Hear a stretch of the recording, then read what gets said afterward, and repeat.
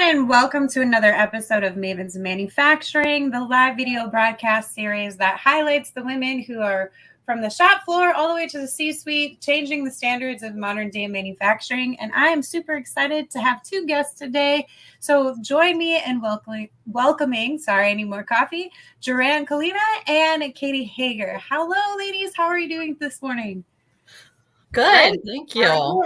So I'm doing fantastic. It is it's not Friday, it's a Thursday, so I'm super excited, and the holidays are around the corner, so I'm super excited to just hang out with family. And I have a new drink recipe that I got from one of my friends, so I plan on trying that out and seeing how it goes. I had to make like an extract, and it has to steep for like 2 weeks, and then you mix it with like wine. They got mad at me when I was like, so it's like sangria. And they're like, it's not sangria. They're Danish.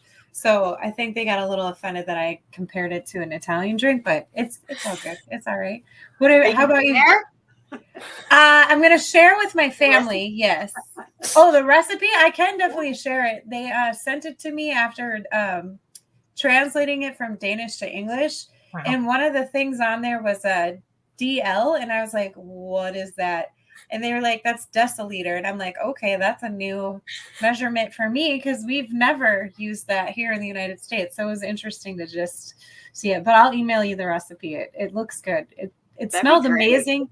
It smelled amazing when I made it because it had all these spices like cinnamon and cardamom and cloves. So it just was really Christmassy in my house for a couple of days. So I'm super excited to try it out. But I digress. I want to get back to you, ladies. So I like to start out my episodes just getting some background information. So can both of you just kind of tell me, who you are, how you got involved in engineering and manufacturing, and then we can dive more into what you do for engineering and manufacturing. So Jeran, I'm gonna get it right. I'm sorry.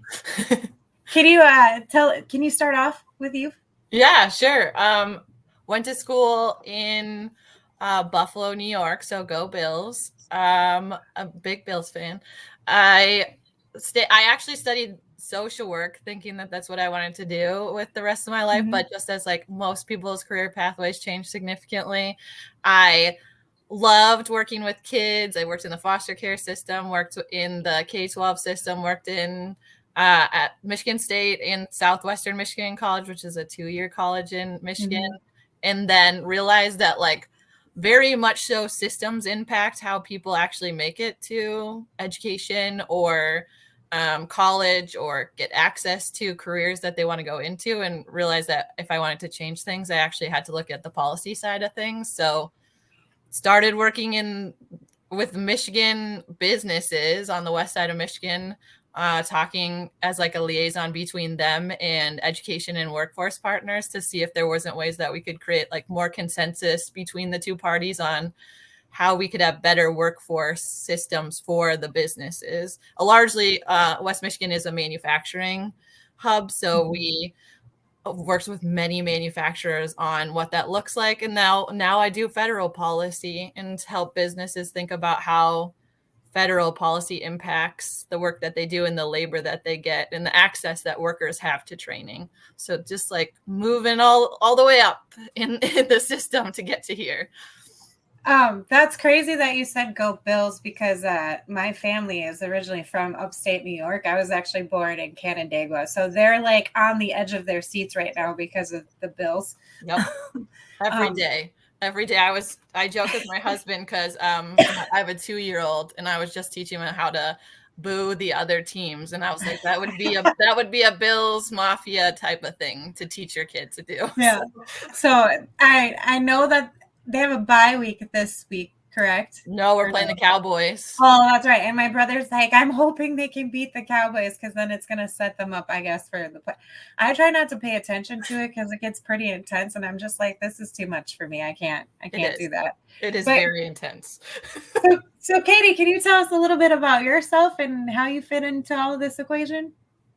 Well, yes. One very important part is I'm outnumbered here. I'm a Steelers fan. It's been a rough year, but we're gonna fix it. We're getting better. So, my husband though was a Giants fan, so over that New York way, and our daughter was confused. but go Steelers. So how I got into manufacturing was sort of accidental. I didn't know what I wanted to do when I graduated high school, but I was supposed to go to college. So thankfully my, parents were paying for that. I'm sure they're happy now because I spent 4 years getting a bachelor's degree in communications only to decide I didn't really like any of the job prospects. So, and while I was in college, I'd been teaching swimming. And, a good friend of mine said, well, if you could do any, what would you do? And I said, I would teach. I said, but I need to make more than $8 an hour, So went back to school and got my master's in education and, so that I could teach. But my first job was teaching adults. And I really found out that I liked that energy and excitement of the corporate world. So I never went into the public school system. I went down that corporate training route. Worked as a corporate trainer for several years, training coordinator, training manager, various things, and then decided to take some time off to have my daughter. So had her, and just as I was starting to think about getting back into the work world, DMI Companies called about a training position. And, I didn't know anything about them. I'd passed them on the road a billion times growing up, but I had no idea what they did. And I knew nothing about manufacturing really. But the details of the job were appealing. So I took the job, and it's one of the best decisions I ever made. I absolutely love what I do because I combine my love for education, my passion for teaching and helping people and working with kids, but I still have that energy and excitement of manufacturing. It's if you thrive on that and always having something to do and never a dull moment, then manufacturing is where you want to be. So I've been here about 12 years now, and we've really built a stellar workforce development program that we're very proud of. Okay, so can we get into a little bit more detail about that, because your positions are a little bit different. So Jeran, you're the manager business leader for the National Skills Coalition, and then Katie, you have workforce development manager for DMI Companies. So are those two separate groups? Is one under an umbrella of the other, or how does that work out? No, we under the Business Leaders United Network, we have thousands of businesses that are small and medium-sized businesses that work with us to advocate for better state and federal policy that impacts businesses. So everything in the workforce system, basically. And so Katie is one of our Business Leaders United members, and a strong member because of the work that she does, honestly. So can you kind of give us an idea of what the mission is then for the National Skills Coalition, and then how DMI Companies ties into that? Yeah. And Katie, I'll let you do that too. But for National Skills Coalition, we are a national policy and advocacy organization, so based in DC, but I live in Michigan, so we have a lot of remote employees too. We focus on inclusive, high-quality skills training so that more people have access to a better life and more local businesses see sustained growth. And so our work is done across the country. Both we do some state policy work, we do federal policy work, and one of our core beliefs is that jobs that require skills training are the backbone of our economy. So largely businesses that do everything from high school to a 4-year degree, that in between skills training piece of it are like where we think the bread and butter is for ensuring that the economy stays as what it is. And we believe that everybody should have a seat at the table when workforce discussions are happening and policy is happening, so that we can have more equitable systems so that businesses get the diverse talent they want and the talent that comes in with the right skills. So one of the ways that we do that is making sure that our small and medium-sized businesses are having conversations with us. So we have a whole network called Business Leaders United, which is under National Skills Coalition. It's free. It's a private network, and businesses can dictate how much they want to be involved, which is like the baseline of just getting some updates about what's happening in the federal policy sphere. Because honestly, Katie's a busy person. All of our employers are busy people, and they don't have time to be thinking about what federal policy is happening. So we just give them a front row seat to like, okay, here's the stuff that's happening in the workforce system. And if you want to do a sign on, if you want to come to DC and talk, we'll fund that to be able to have you there. 24-hour turnaround, because we know that businesses don't have time to take out of their day either. So that's all of that stuff is just how much people want to be involved, and they could do whatever they want in it. And that's what Katie decides to do if we reach out to ask her, like, hey, do you want to come to DC and talk with us, or do you want to just get the emails, those kind of things. Okay, so you're really combing through those actual policies that can be ridiculously long, in my opinion, and getting the jargon straightened out, and then you're just kind of simplifying it for the businesses that don't have time, because they can be ridiculously long and confusing. So that's part of what you provide for small and medium-sized businesses. Okay. Yeah, totally. In fact, like even our National Skills Coalition team will still put out like 2-page things, and we're like, oh, this is too much. We got to condense this down to like what a business leader would actually want to hear from it. And then so ours is like an even more condensed down version than our national skills partners too. Gotcha. Well then, Katie, what is DMI Companies, and what sort of mission do you have in regards to like workforce development? Well, DMI Companies is one of the largest HVAC components manufacturers in the world. We actually have multiple strategic business units, each with their own area of specialization within that world, and 5 locations around the country. Our mission, though, is very aligned with what Jeran and the BLU do, and they do an amazing job, like she said, of providing us with the relevant information in consumable format that we can understand it quickly and decide if this is something we need to address, and to what level. And she's absolutely correct. We see this a lot in our industry. When we go to hire people, we don't necessarily need them to have a well-rounded 4-year degree for every job. Sure, there's some jobs that you need that, obviously, but for a lot of what we need, we actually have a project engineer. He's been with us for, I want to say, about 20 some years, and he has a degree in culinary arts, and he's one of our best project engineers. But he's a great cook. I have some of his recipes; they're fantastic.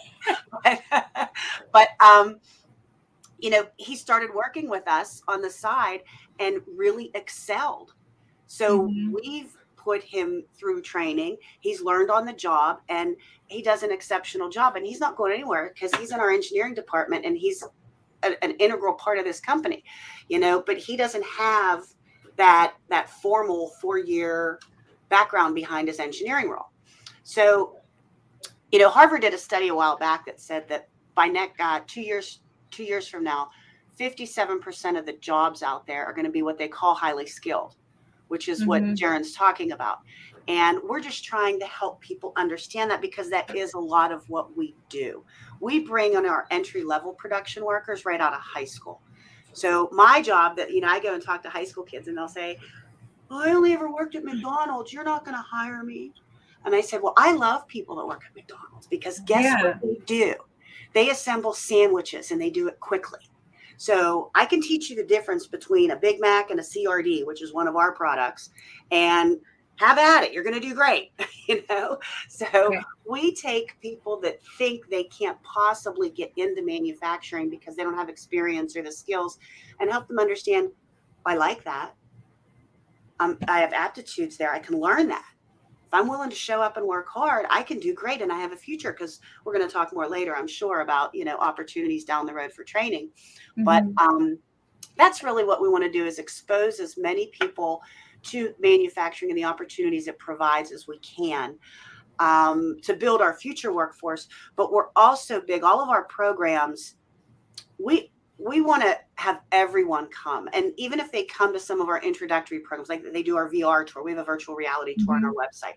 Let's say they go do that, and they say, oh, that's super cool. I think I want to go for their manufacturing day event, or, a job shadow, or some other second level program. Some kids come and they say, yeah, that's not for me. To them, that's just as valuable to rule out what's not for them, because now they're a step closer to figuring out what is for them. So we want to be there to help all the kids in our community and our families, along that path, because it really makes our communities and eventually the industry stronger as a whole. So we kind of look at it from a holistic approach. We're not just here to get those kids for manufacturing. We really want to help the community as a whole in workforce development. As a whole. And then also providing training opportunities for our people. Obviously, it's a really exciting time to be in manufacturing with all the technology. We're big on Industry 4.0, and we always want to be at the forefront of all this emerging technology. We're a sustainable manufacturer. We're big on sustainability, so we have a lot of initiatives there around zero waste to landfill, energy efficiency. And that requires, or what did when we first started, a big culture change. So that's a big part of bringing in people aligned with this culture and training the people that are already here and keeping them current on all of these emerging technologies. So we have very extensive training programs for our existing people. And that's what workforce development is to us. I really like that you made that comparison with the skills that someone who might work at a fast food restaurant and how they can be transferable into the manufacturing sector, because I think that's a lot of the doubt, not just with the younger generations, but anybody that's like my age or older or my age and younger. They if they think that they don't have the right skill set for engineering and manufacturing, then they automatically just eliminate it from their options. And I know a lot of moms too, especially who are like, oh, I've just been a mom my entire life. Like, how am I going to fit in engineering or manufacturing? And it's like, you have time management skills, you have organization skills, like you have to keep somebody alive. So you have a lot of skill sets there to transfer over into engineering manufacturing. So I really like that. And I also like that you're talking about the sustainability stuff that you're doing, because that's hugely important to Gen Z right now. Like a lot of Gen Zers that I know, especially like my daughter, they all want to know, like, what are you doing to keep our planet safe and not contributing to the waste that we have right now. So that's interesting that you brought that up. One of the things that you said is, a lot of the jobs in the future are going to be considered high skilled jobs. So can both of you kind of give me your definition of what that means? Because when I'm thinking high skilled, when I was growing up, high skilled meant you had to go to a 4-year college and get a degree. And then if you wanted to be even more high skilled, you had to get a master's degree and then a doctorate degree. But I don't think that's necessarily what that means today. So can both of you provide what you think that means? Do you want to go first? Yeah, sure. What I would just say, and you can build on the industry specific too, probably too, I'm sure, Katie. I would just say on what we see is that most jobs are going to require some post-secondary education. And when they say post-secondary education, that's so broad of that's an apprenticeship, that's a certificate, that's a credential. That's something that you do after high school that gets you some training to get into the industry. I think that's like a lot of what we're seeing industry as a whole want to look forward to is we want to have people just be able to jump right in, or at least have some skill set that could get them started, and then we can train upon that. Katie, what do you think? Absolutely. It's that well, they termed it in the Harvard study training beyond high school, but nowadays I even see a lot of opportunities within high school. You've got your CTCs. There are special academies now that are designed for certain industries, certain learning outcomes. You have programs in your high schools, not even separate from the high schools, that offer. We have a school right down the road that has amazing technology right there for every student in their school, just a regular high school. But also, yes, if you want to go to a trade school, if you want to go to a community college, what we do, businesses provide these skills. If we hire somebody right out of high school, we provide them with the on-the-job training they need for that entry-level position, and then we can provide them with the training they need to advance, to higher level positions. So businesses are providing this training for people. That's what they mean when they say highly skilled, not necessarily the 4-year college, but smaller chunks of training. And that's really what the world is going to in terms of, technology evolves so quickly that you're going to be continuously learning in this field. Yeah, it's crazy how fast things are evolving, and just like sometimes we can't keep up with it. And we're seeing that now. Like, there's a lot of like opportunities for current generations to upskill. And I really admire the companies that are like, we will pay for this education for you if you continue to improve your education and your skill set. But then what do we need to do in terms of like changing the curriculum at the younger ages so that when they are entering the field, they have a better understanding of what to expect in some of these jobs that they're applying for. So I want to get deeper into that with workforce development.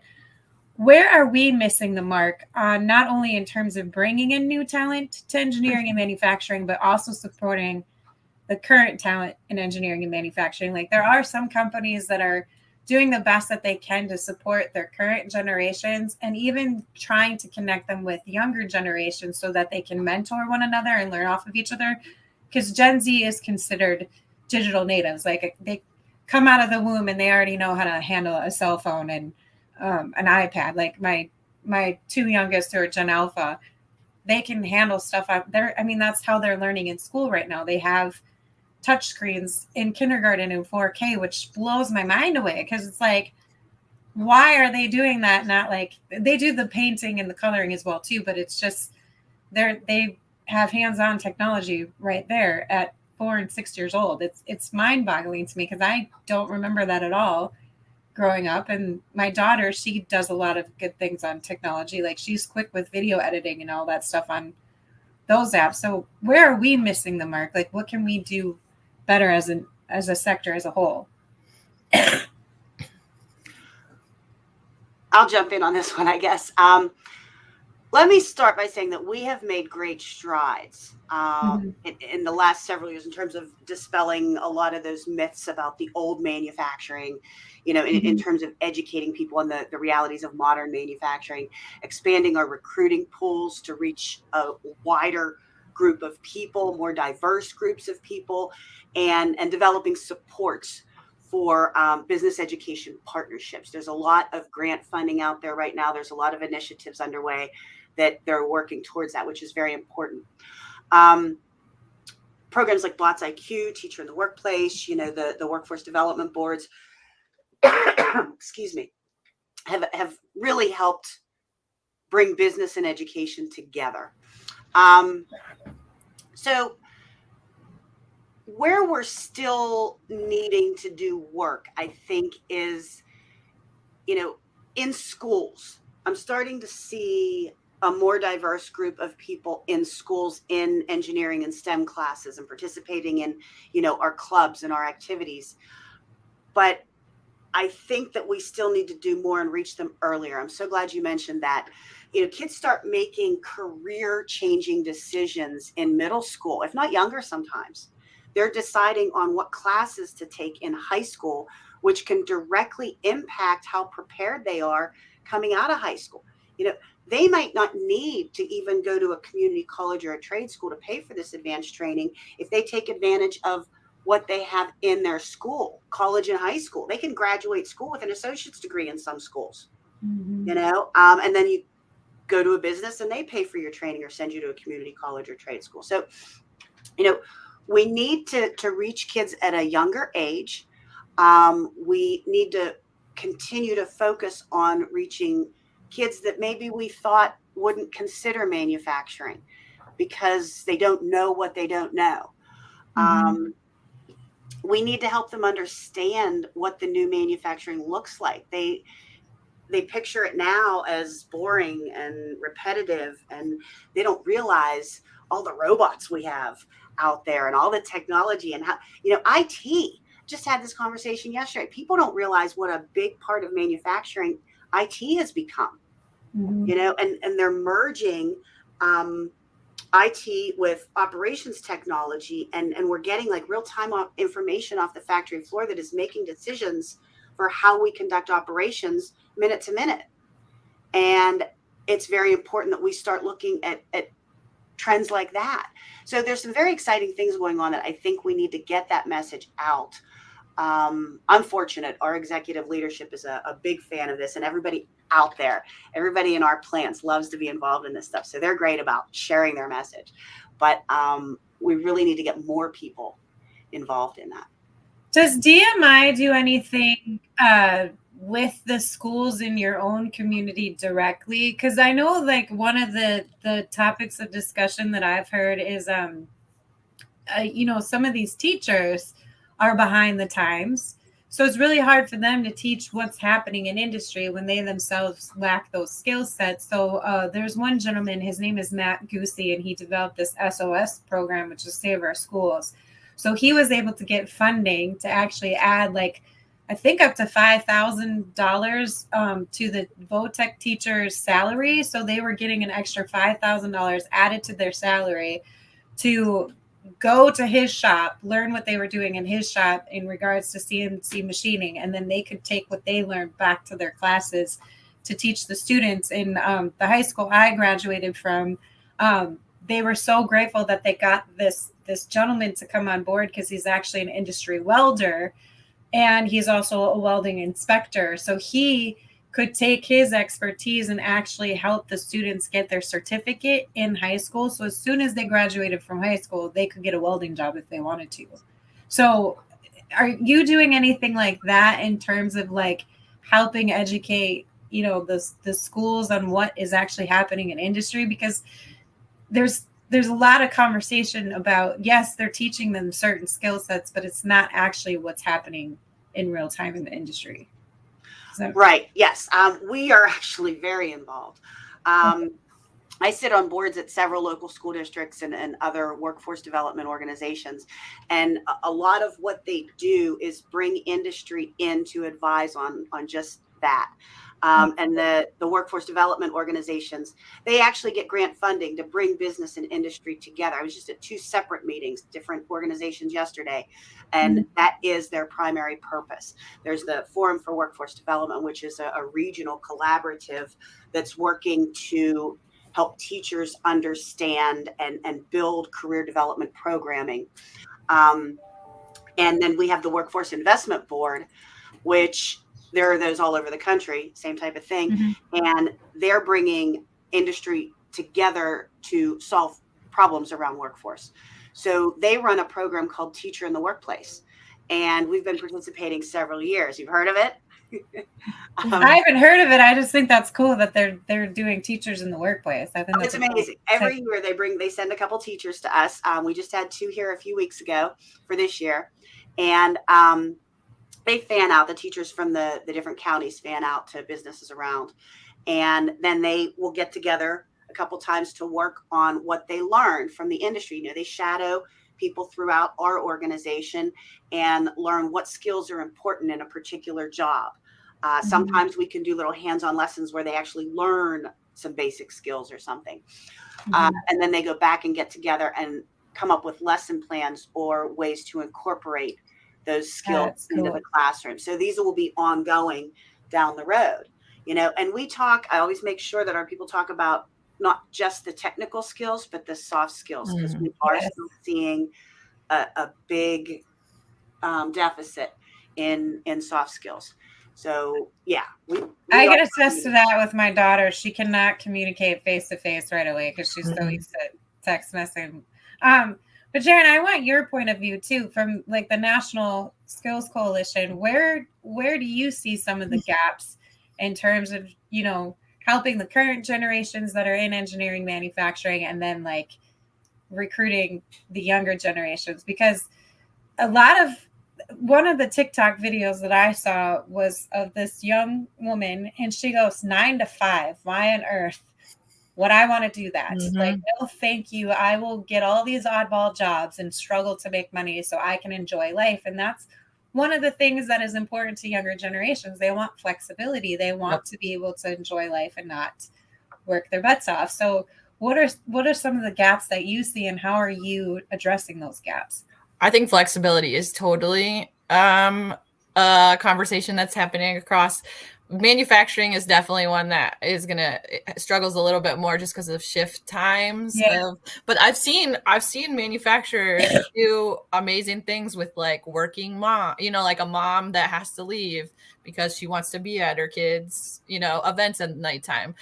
So I know that there is the ability to do. I'm sure Katie, you can attest to some of the things that you guys have probably done. So it's not wild to think that there could be flexibility. It's just thinking about the innovative ways that you could do it. I think the other thing that I would say I hear all the time is that employers feel as if, I feel like there's not Katie and her team in Pennsylvania is great because they have industry sector partnership funding. So that's a whole thing about bringing industry together to the table to have conversations with educational partners. But sometimes I feel like it's lacking.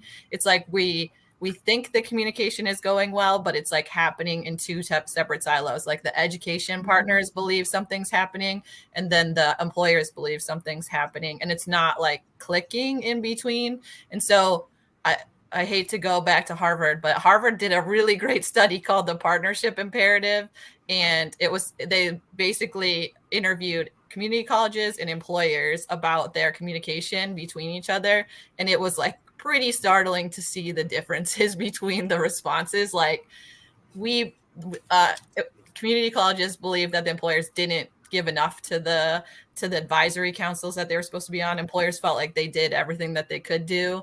And then the best one, because I hear this all the time, is that community colleges felt like the students were ready as they exited, and the employers were like, no, these kids are not ready. And so it's like, where can those conversations be happening so that there's like consistent communication and the right people at the table? Like Katie might be the right person, but your CEO might not be the right person to be like, these are the skills that we need. Like it's probably better that the workforce person's at the table to have the conversation. Yeah. And the CEO backs it. Yeah. I agree with that because you're at the front line. You see what's going on and how things are happening. I'm going to have to look up that report, that study, because I haven't seen that one. But that's interesting because I hear that all the time. Like with the stuff that I do, like employers are like, well, no, we do this, this, this, and this. And then community colleges are like, we have no idea what's going on and what we need to prepare, how we need to change our curriculum. So I definitely want to look at that. Katie, do you have anything to add to that? I do have an additional question for you, Jeran, but Katie, do you have anything to add what she said? Just very quickly, you're absolutely right. That is where that communication needs to be happening. Like I said, when we bring in the teacher in the workplace, when, any of these times we bring people in and we try to connect them to the right person. So some of these advisory boards, I'll have the maintenance manager go because he knows about welding and machining. I don't, Yeah. That's not the right person to be having that conversation. I know what he tells me, but he's the best person to say, yes, that will meet our needs. No, that won't. So that's sad to hear that. And I do understand what you're saying because I've seen it, but I have to say we are very fortunate in Westmoreland, Fayette, Washington, Allegheny, these surrounding counties, because I've seen firsthand that the relationships we've built and the teams that we have working together have made a vast improvement there. Mm-hmm. Very grateful. It takes a few dedicated individuals, and this is what I always preach to people, like, that's great that you're talking about all the issues, but are you going to just talk about it, or are you going to be about it? Like, are you going to actually put your boots to the ground and like make those connections? So like a bunch of us who are in the content world and we develop content around manufacturing and engineering, we were just like, well, we'll just do it for you and make the connections for you. So we're really trying to bridge those gaps, because a lot of people are just like, well, where do we start? How do we do this? And it's like, go to the schools in your community, talk to the heads of the manufacturing companies, ask what kind of conversations they're having, and then start from there and just make a plan. It's got to start at the local community level to make a big, massive national result. So I think people are starting to catch on, and like in like communities like yours, but it's definitely moving at a turtle's pace. So hopefully over the next couple of years we can do. But Jeran, you said something interesting earlier in the conversation about how you are really having the conversations around diversity and inclusion. And I was just wondering, what are some of the things that you're doing to really focus on communities or groups that we haven't focused on before? Because if you look around, there is a high percentage of white individuals in engineering and manufacturing, and there is a high percentage of males. And there's great efforts going on that I see to really help diversify. One of my LinkedIn connections, her name is Cara Branch.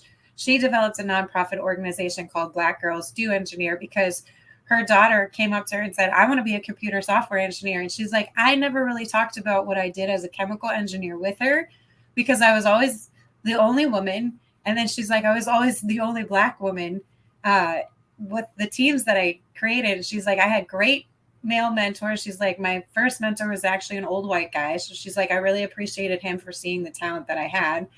She's like, but I never really talked about it with my daughters because I didn't really want them to feel left out or alone or uncomfortable in whatever career they picked. She's like, so it was really interesting to me that she saw what I was doing and we never really had those conversations. And then that's what she wanted to do. She wanted to be an engineer. So she developed this group to really educate, the communities where she's from.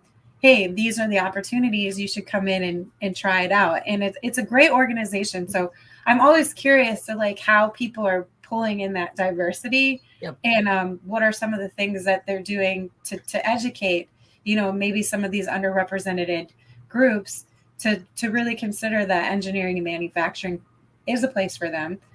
Is there something in particular that you guys do at the coalition? Yeah, so I can speak a little. I'll speak a little bit about policy in the framing of just sometimes business people don't understand the systems that have been in place that impact people to not get access to training or all those kind of things. So what we've been thinking about is how do we do a business case? Like, how do we get to the business audience to let them know that they're like there's like this whole history of policies that have been created to keep Black, brown, women, people coming out of prison, all of those individuals out of certain workplaces. So just being aware of that, it's not a worker issue, it's more of a systems issue. So that's why being involved in policy is an important piece of it. And then what I've seen from business is the importance of getting, I think there's some trust lacking in communities that maybe have not been engaged in the manufacturing industry. So building the relationships with the community-based organizations that know the people and have the ear on the ground to what the community is needing, so that it's not just you're investing in like creating this talent pipeline to your community, but you're also investing in your community by giving people jobs so that you see your community flourish. So utilizing the people that already are connected to the members that you want to engage in, I think that's great. But also you have to change the culture of your organization too. You can't just like get all of these women to come into manufacturing and then assume they're going to stay if like you don't have flexible policies for maternity leave or like any kinds of things that a woman might need to, that would make the even like what people you can't like say what you can say on the floor, or like construction always has that thing too where people talk a different ways. That's just how it is, and it can't be like that anymore if you want to recruit people into your industry, because you have to really change the culture to make it more friendly, whether that's like employee resource groups where people have women that they can talk to all together and then they push up like what they need to the CEO level or the C-suite level. Just allowing workers to have some voice in it too. Katie, I don't know. I'm sure you guys have done different things too. We've done a lot over the years. Like you said, there have been systemic issues that, cause this. And we've been working very hard to do what we can. At the end of the day, we've improved in the 12 years that I've been here. We've improved across all categories. But at the end of the day, what's important to us, and this is the message that I try to share when I'm out with other manufacturers, is you're complaining that you can't find people. Why on earth would you be turning away people? Yeah. And excuse me, as you know, I'm still getting over this cold. So I think it's important that, like I told you about us, we leave no stone unturned. We cast a wide net in terms of looking for people. We do partner with organizations that, specialize in reaching diverse populations or underserved populations. So by doing that, you're going to tap into people that maybe hadn't considered manufacturing as a career. Everybody has their thing that they like. And, once they find it and you make that connection, they can actually be very, very successful. And I think there's that stigma that, certain groups just aren't going to be successful in manufacturing. That's not the case. It's not the case. If you're going to show up for work and you're going to work hard, then we welcome you. Please come see us because, we want you to work here. So I'm just getting that word out, I think, is so important. I agree with you on that because one of the things was like, oh, you have to be good at math and science if you want to be an engineer in manufacturing, and it's like, no, you don't. Like, it's okay if you suck at it a little bit. Like, you don't have to be a math genius to be successful in this industry. And I should introduce both of you to Andrew Crow.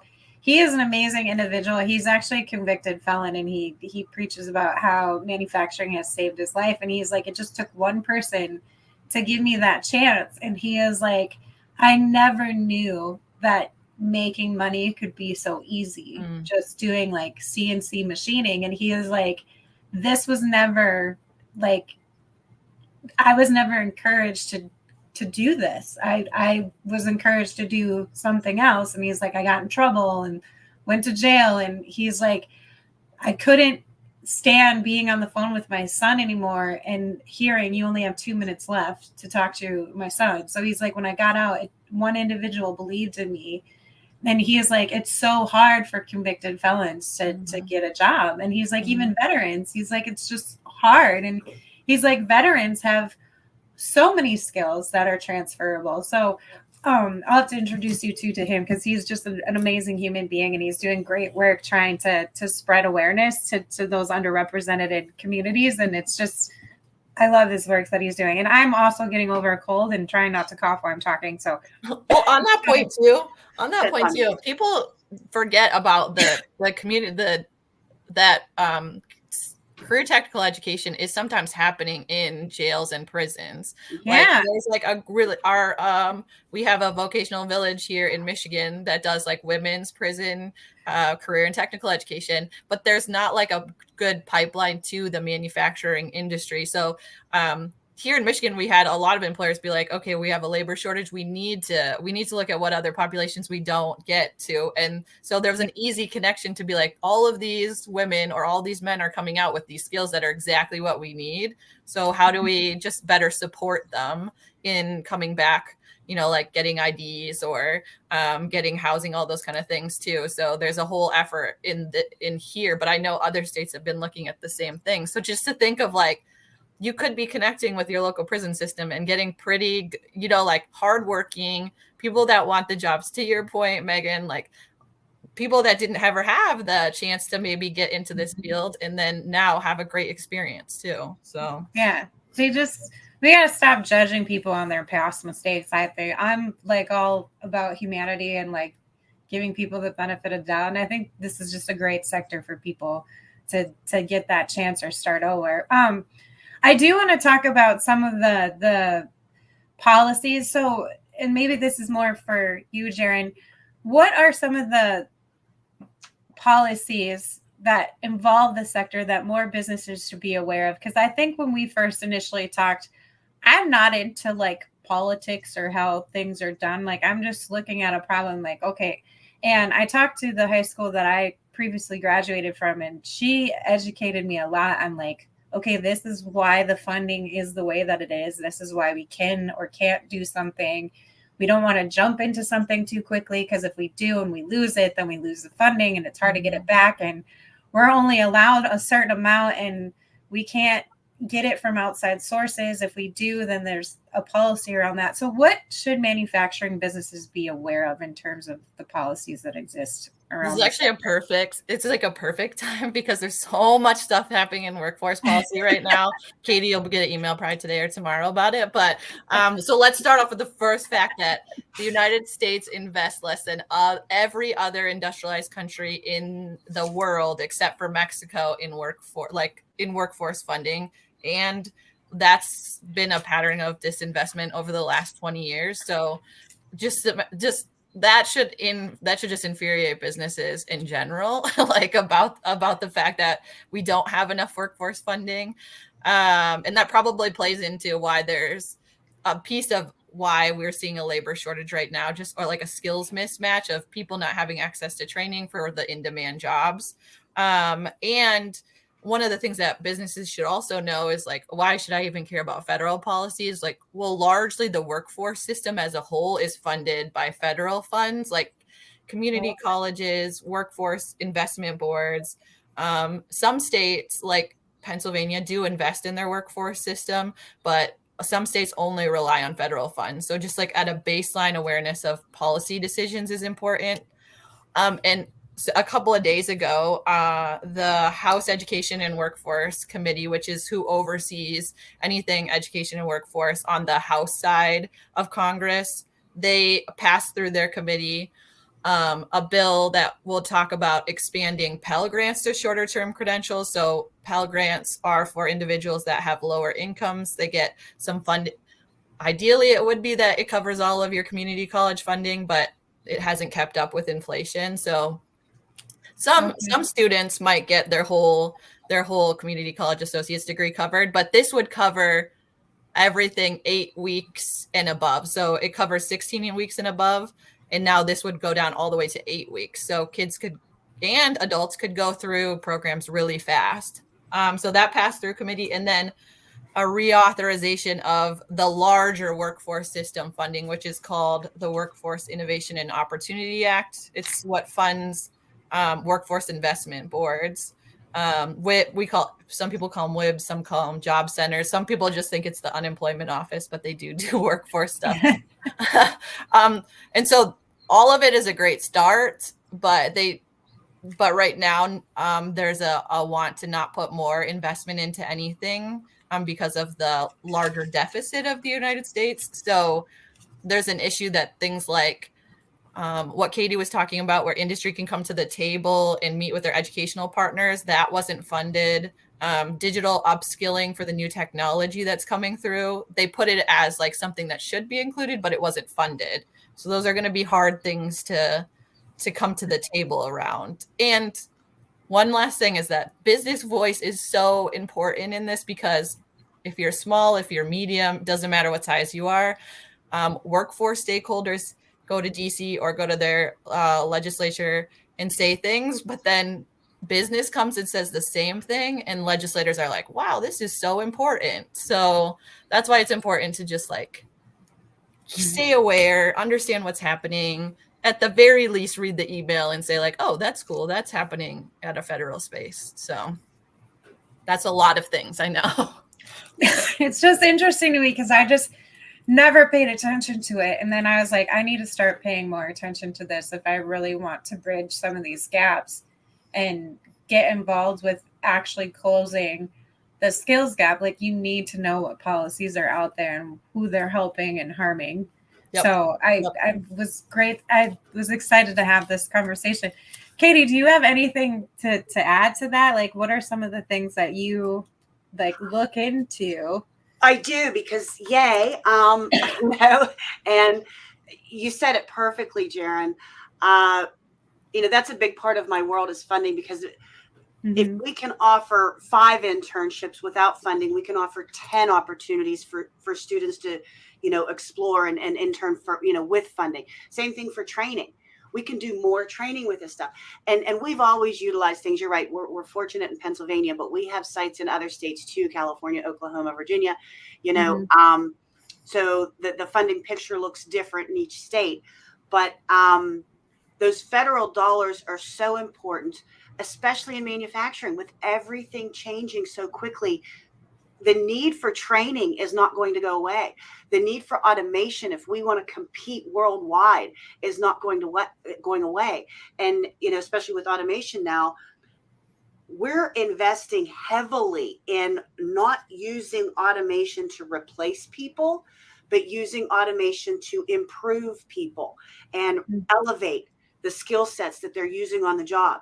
So that requires training. That's not going to go away. There's a lot of funding right now, COVID and post-COVID monies flying around saying, invest in technology, invest in automation, invest in training. And, but as you know, those tides turn. It needs to stay the same, because anytime you're investing in your people, you're reinvesting in yourself and your systems and your communities and what makes you great. So if we can keep that forefront and make it relevant to the new world, like you said, the shorter term training, the 8-week programming, they've been trying to do that forever. So long. I remember being down there, in DC. This is it, Katie. This is it. I feel a little bit more confident, like that both passed as bipartisan, which if you watch the news at all, a lot of things don't pass as bipartisan anymore. And so to have both parties thinking like this is an important thing, and not to say that anything else will happen, because they want to go home just like everybody for the holidays, but starting in the new year, it could be, Katie, we could be like, hey, come to DC and say this should happen. I'm happy to help however I can. I do want to say one other. Go ahead, Katie.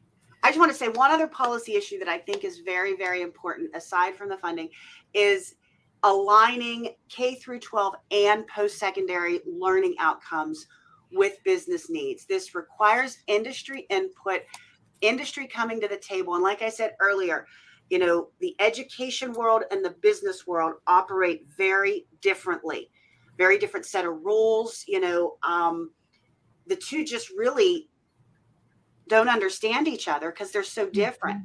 But bridging that gap and helping each understand the challenges and the opportunities with the other is going to be crucial to setting up a school system that provides students with the skills they need to be successful in the real world. I mean, it's great to study, everything that these kids study in school, but what are we really preparing them for? We're preparing them to be successful in life, which really predominantly means having a good job that's going to provide for you and your family, that you're going to enjoy and feel good about. So that's really what we need to be focusing on.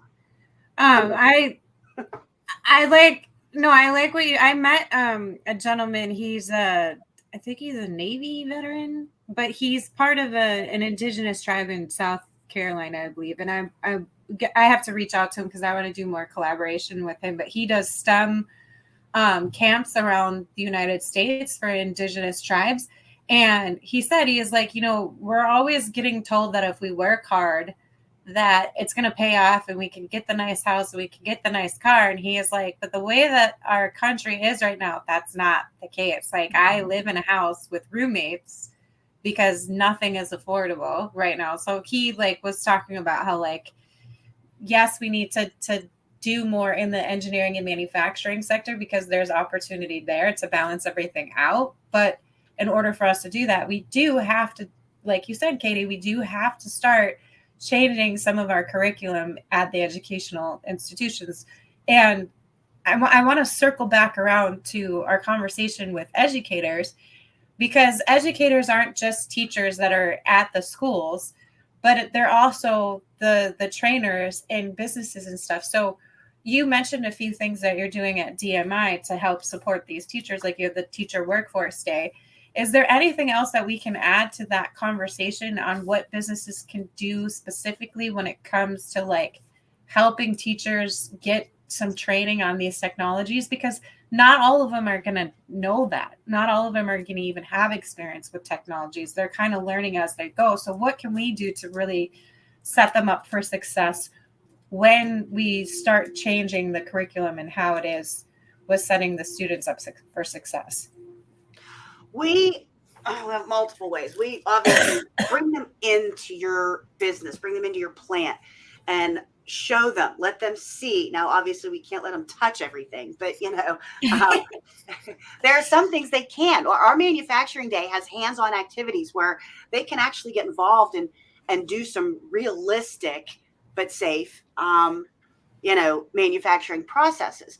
We also have industry advisors that work with programs like Bots IQ. So they'll go out into the schools and they work primarily with the kids, but the teachers end up benefiting from it too, because they have this technology in their classroom and they have to learn how to use it. So our industry advisors, which are typically our engineers or our automation people or robotics techs, something like that, teach them how to use some of this equipment and talk to them about the skills that we need, project management, communication, things like that. Excuse me. Sorry, talking's killing me.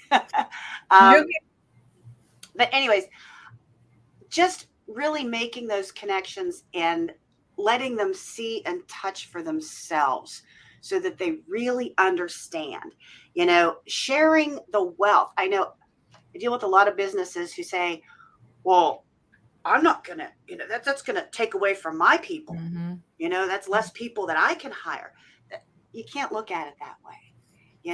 We're all in this together. And by building the industry as a whole, we're strengthening each other as a whole. I have a quote on my wall right here.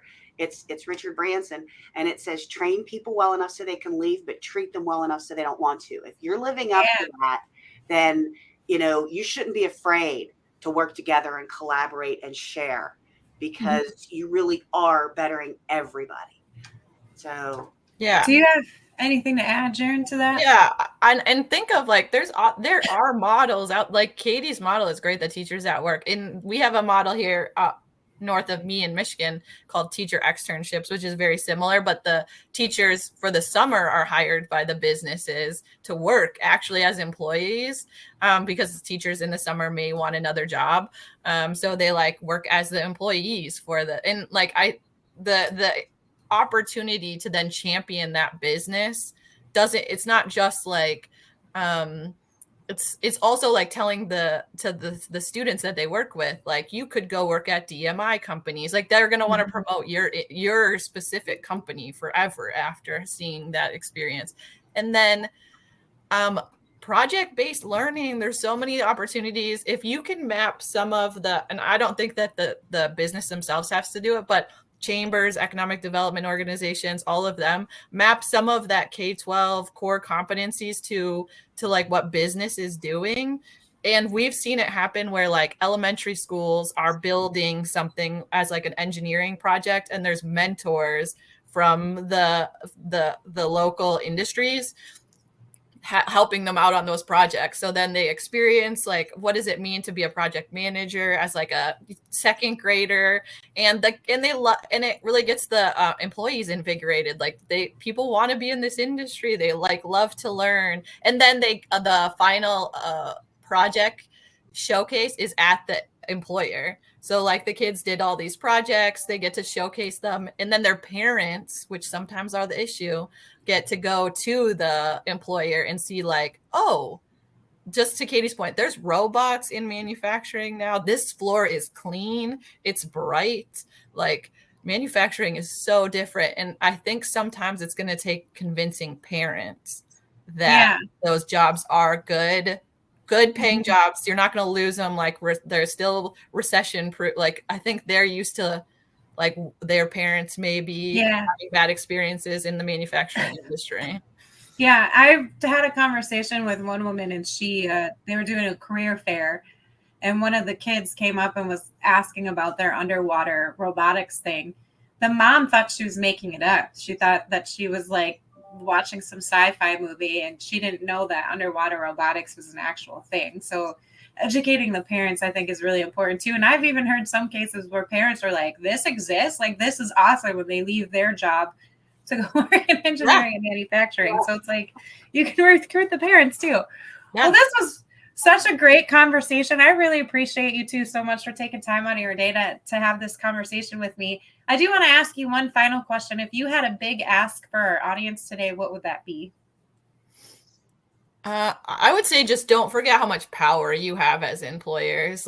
In in changing things for the better. So like whether that's changing your own policy, whether that's advocating to get things changed, it may not feel like you have the sway to change legislators' minds, but you are strong constituents in both your state policy conversation, your federal policy conversation. So use that to better what the labor force, that these issues that you're having in the labor force. And I can help. You can always reach out to me too.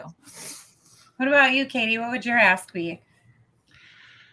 I would just say, if you truly don't know enough about manufacturing, go experience it. Mm-hmm. If you do know, help us spread the message. If you're in manufacturing, invite people in to experience it, because it's all about letting everybody know the exciting, lucrative, technologically advanced, satisfying careers that are out there. So just getting that message out, as long as you're willing to work hard and learn, there is opportunity here.